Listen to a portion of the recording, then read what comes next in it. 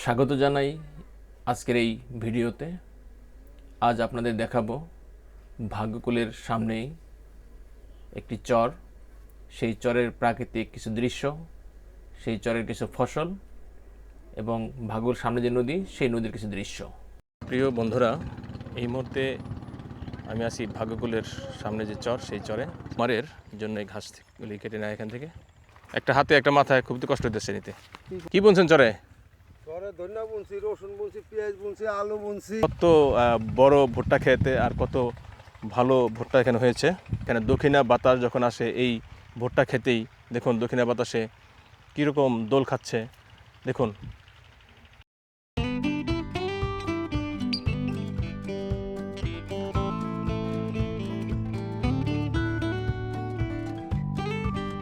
এই যে কি সুন্দর মাছ, এই কাছের সাইজ একটু বড় বড় না?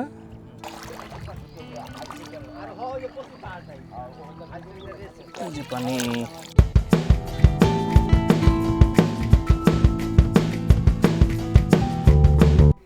তো শুরু করা যাক আজকের আমাদের এই ভিডিওটি শুরু হয়েছে ভাগ্যকুলের নদীর পাড় থেকে। আমরা ভাগ্যকুলের পশ্চিম পাশ দিয়েই নদী পারাপারের ব্যবস্থা আছে, সেখানে আসলাম। এসেই একটি ছোট যে কোষা নৌকা, সেই নৌকা করে আমরা নদী পার হচ্ছি এবং এই নদীর ঠিক ডান পাশে দেখতে পাচ্ছেন একটি নৌকা, সেটি মেরামত করা হচ্ছে। এটি ময়ূরপঙ্খী নৌকা এবং তার পাশে আরেকটি হাউস বোট আছে এবং ডান পাশে কিছু কোষা নৌকা, কিছু ছোট ছোট নৌকা এবং কিছু মনোরম দৃশ্য দেখতে পাচ্ছি আমরা।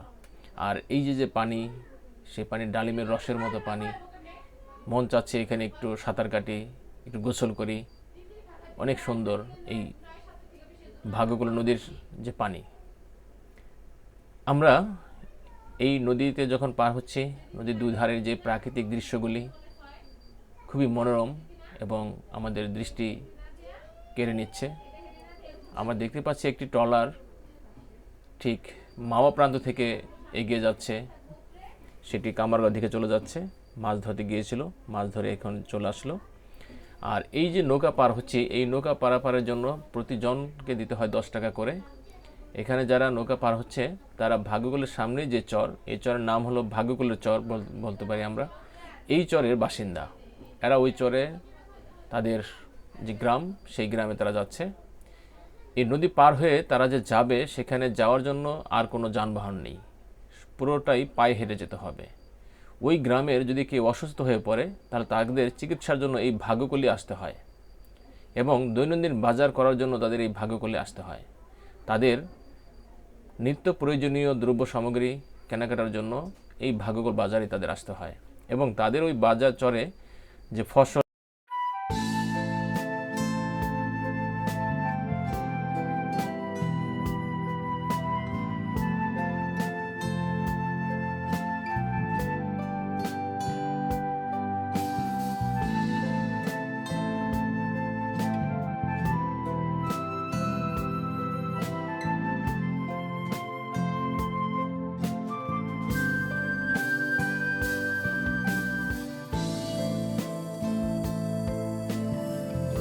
প্রিয় বন্ধুরা, এই মুহূর্তে আমি আছি ভাগ্যকুলের সামনে যে চর, সেই চরে।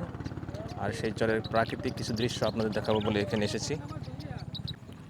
প্রিয় বন্ধুরা, ভাগ্যকুলের সামনে যে বিশাল চর, সেই চরের প্রাণ প্রকৃতি দেখানোর জন্যই আজ এই চরে এসেছি।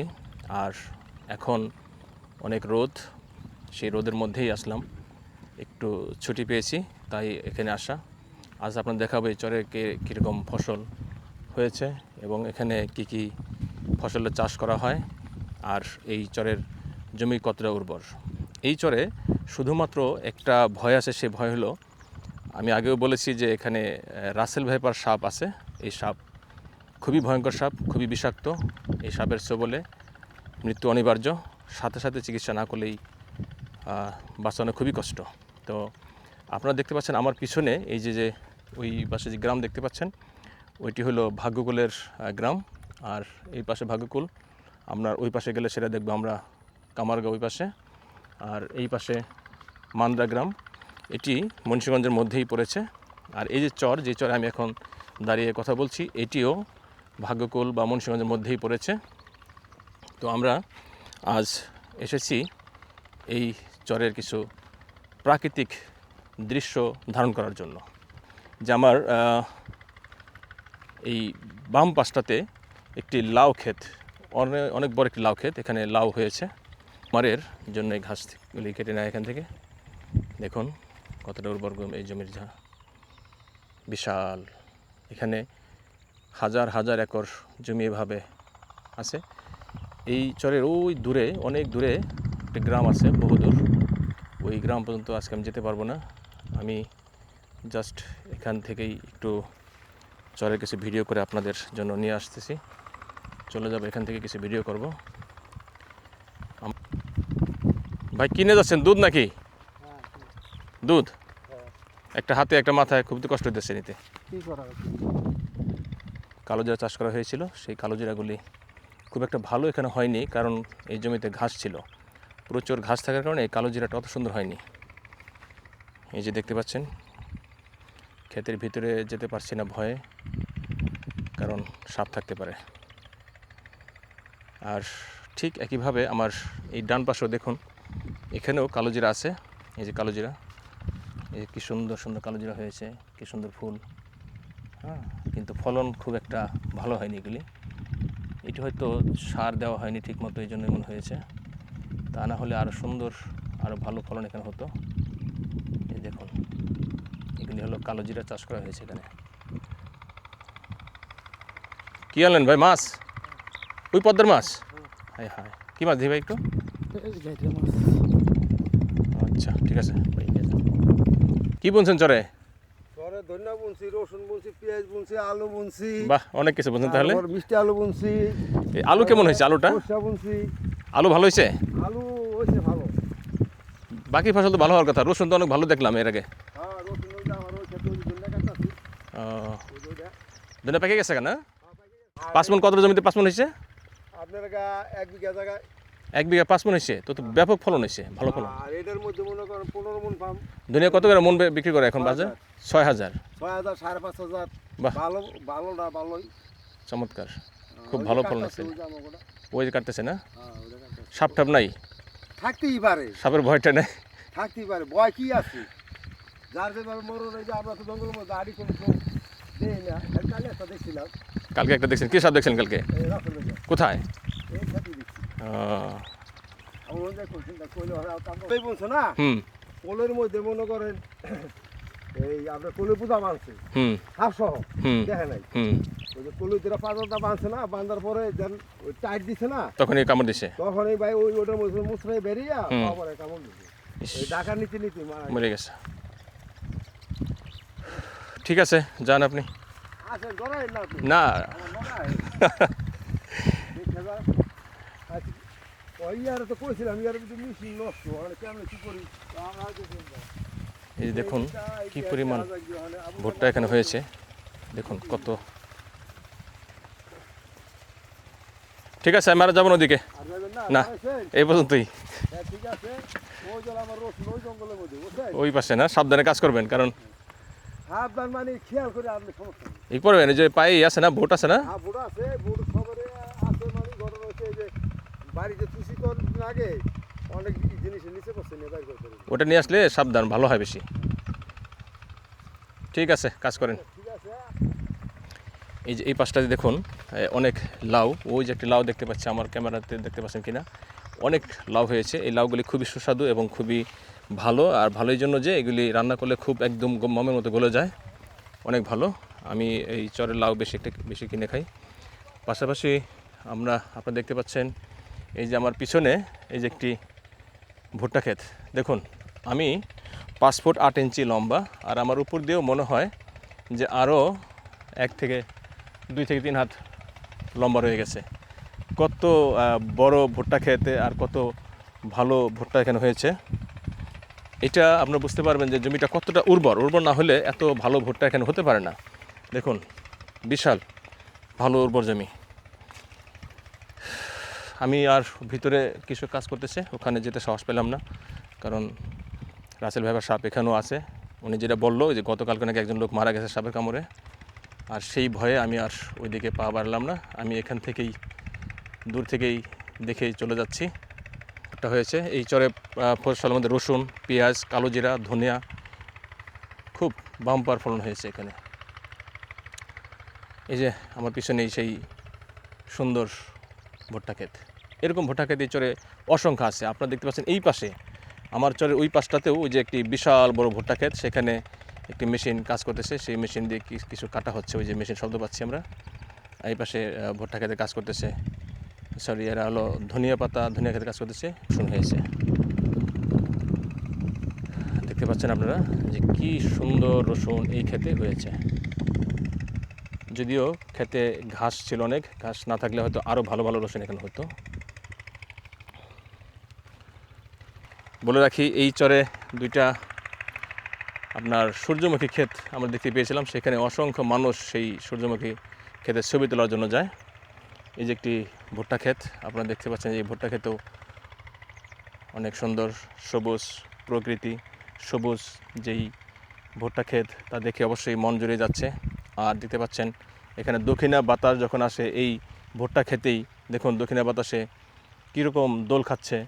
দেখুন আপনারা দেখতে পাচ্ছেন, এই যে যখন এরকম বাতাস আসে, বাতাসের দোল খায়, দেখুন বাতাসের দোলের সাথে সাথে এই পাতাগুলি কিভাবে হেলে দুলে নাচছে, চমৎকার সুন্দর। আসলে ইট কাঠের যে শহর, সেখানে গেলে এই প্রাকৃতিক যে সুন্দরগুলি এগুলি কিন্তু পাওয়া যায় না। তাই বন্ধুরা, সময় পেলে অবশ্যই প্রকৃতির কাছাকাছি আসুন এবং প্রকৃতিকে ভালোবাসুন। দেখবেন মনটাও দুঃখ, কষ্ট, হতাশা সব ভুলে গিয়ে এক সতেজ অনুভূতি পাবেন। দূরে দেখতে পাচ্ছি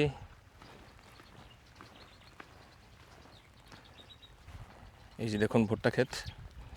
এই ভুট্টা ক্ষেতে এসে একটু ছবি তুলতে ভালোই লাগে, না? প্রিয় বন্ধুরা, এই রোদের মধ্যে কষ্ট করে এই ভুট্টা খেতে আসার সার্থকতা যদি আপনারা আমার ভিডিওটি দেখেন, বা আপনাদের যদি ভিডিওটি ভালো লাগে, এই দেখুন মৌমাছিগুলিকে কীভাবে উড়ে উড়ে যাচ্ছে। এই দেখুন ফুল, এই ফুলগুলি হলো আপনার কালোজিরা ফুল। এই কালোজিরা ফুলে অসংখ্য পোকামাকড় দেখতে পাচ্ছি এবং মৌমাছিও দেখতে পাচ্ছি আমরা ছোট ছোট। আর দেখতে পাচ্ছি আমরা প্রজাপতি, এই যে হলুদ প্রজাপতি, দেখুন এই যে হলুদ প্রজাপতি উঠছে, কি সুন্দরভাবে স্বাধীন মুক্ত আকাশে তারা উড়ে বেড়াচ্ছে, ফুলে ফুলে মধু খাচ্ছে। এই যে কি নিয়ে আসলা তুমি? বাদাম, ধনিয়া পাতা, আচ্ছা। খুব খুব ভালো লাগতেছে, খুব নির্মল একটা বাতাস পাচ্ছি আমরা এই চরে এসে। এই চরের বাসিন্দাদের এভাবেই মাথায় করে তাদের নিত্য প্রয়োজনীয় দ্রব্য সামগ্রী তাদের বাড়িতে নিতে হয়। ওই দূর ভাগ্যকুল বাজার, সেখানে থেকে কেনাকাটা করে পায়ে হেঁটে মাথায় করে তাদের এই বাড়িতে তাদের নিত্য দ্রব্য সামগ্রী নিতে হয়। আর কোনো যানবাহন নেই, এদের একমাত্র যানবাহন তাদের দুটো পা। এখানে মোটর সাইকেল চলে। এই দেখুন একজন বৃদ্ধ লোক, তিনি একটি বোঝা মাথায় করে যাচ্ছেন রোজার দিনে। আর মোটর সাইকেল চললেও সেই মোটর সাইকেল কেনার সামর্থ্য কি সবার আছে? চরে যারা বসবাস করে তারা তো নিত্যন্তই গরিব, তারা তো অন্য জায়গায় ভালো জমি কিনতে পারে না বলেই তো এই চরে তাদের বসবাস করতে হয়। তবে চরে প্রাণ প্রাচুর্যে ভরপুর। এই চরে অনেক উর্বর ভূমি, যার কারণে এখানে অনেক ভালো ভালো ফসল উৎপন্ন হয়। এই চরে শুধু রাসেল ভাইবার সাপ না থাকলে আর কোনো ভয় নেই, চোর ডাকাতও এখানে নেই। এখানে অনেক চমৎকার, অনেক সুন্দর সুন্দর ফসল এই চরে তৈরি হয়ে থাকে। প্রিয় বন্ধুরা, আপনারা যদি এই চরের দেখতে চান, তাহলে ভাগ্যকুলের সামনে আসলেই আপনারা এই চর ভ্রমণ করতে পারবেন এবং চরের প্রাকৃতিক দৃশ্যগুলি আপনারা নয়ন ভরে দেখতে পারবেন, যা আমাকে মুগ্ধ করেছে।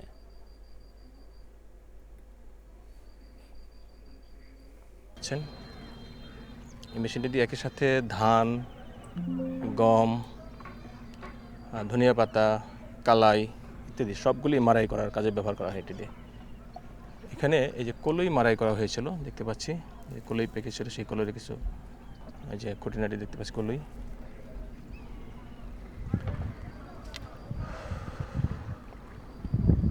আমরা চলে আসলাম সেটি এই নদীর পাড়ে। এই যে নদীর পাড়ে দাঁড়িয়ে আছি সেটি আমার পিছনে নদী। এটি পদ্মা নদীর একটি শাখা, একটি খাল হয়ে গেছে এখন।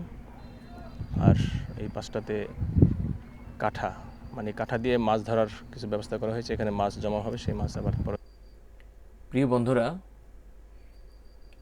এই যে সামনে যে গ্রামটি দেখতে পাচ্ছেন ওটি ভাগ্যকুলী গ্রাম। ভাগ্যকুল বাংলাদেশের একটি ঐতিহ্যবাহী এবং সুপরিচিত একটি ইউনিয়ন। এই ভাগ্যকুলের নামে সারা বাংলাদেশে বিভিন্ন রকম মিষ্টির দোকান আছে, আর ভাগ্যকুল মিষ্টির জন্য বিখ্যাত। শুধু তা নয়, ভাগ্যকুলের ঘোল বাংলাদেশব্যাপী বিখ্যাত হয়ে গেছে। এই ভাগ্যকুল একসময় এখানে জমিদাররা ছিল। ভাগ্যকুল আসলেই প্রসিদ্ধ একটি ইউনিয়ন যা সারা বাংলাদেশব্যাপী সুপরিচিত। আর সেই ভাগ্যকুলের সামনেই একটি নদীর মতো, এইটি পদ্মা নদীর একটি শাখা। একসময় পদ্মা নদী ছিল এবং সেই পদ্মা নদীর সামনে চর পড়ার কারণে এটি একটি খালে পরিণত হয়েছে এবং খালটি বেশ প্রশস্ত। আর এই খালে প্রচুর মাছ পাওয়া যায়, সুস্বাদু মাছ পাওয়া যায়।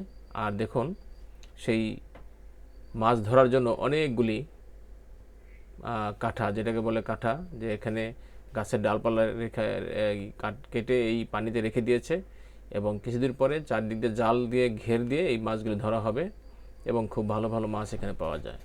সবচেয়ে ভালো হলো এই নদীর পানি খুবই স্বচ্ছ এবং খুবই ভালো পানি। আর সব কিছু মিলিয়ে আজকের এই ভ্রমণটি আমার খুব ভালো লেগেছে। আশা করছি আপনাদেরও ভালো লাগবে। তো ধৈর্য ধরে আমার এই ভিডিওটি দেখছেন, এই জন্য আপনাদের প্রতি কৃতজ্ঞ।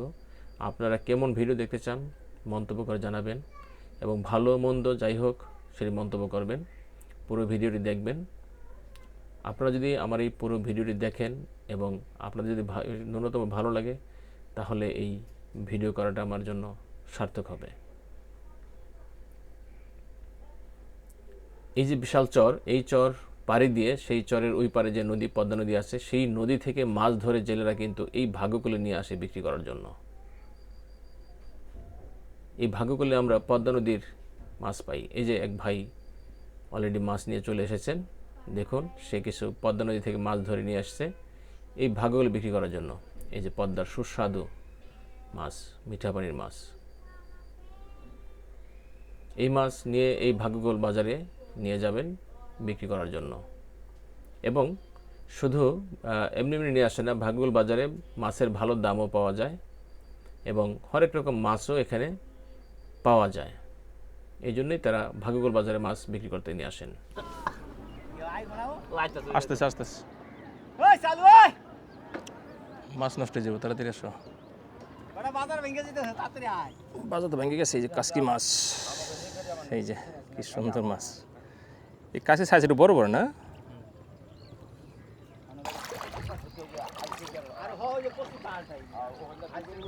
এই যে পানি, মন চেটে গোসল করি, কি সুন্দর পানি না? কি সুন্দর মধ্যে দাঁড়িয়ে আছি, ভালো লাগছে।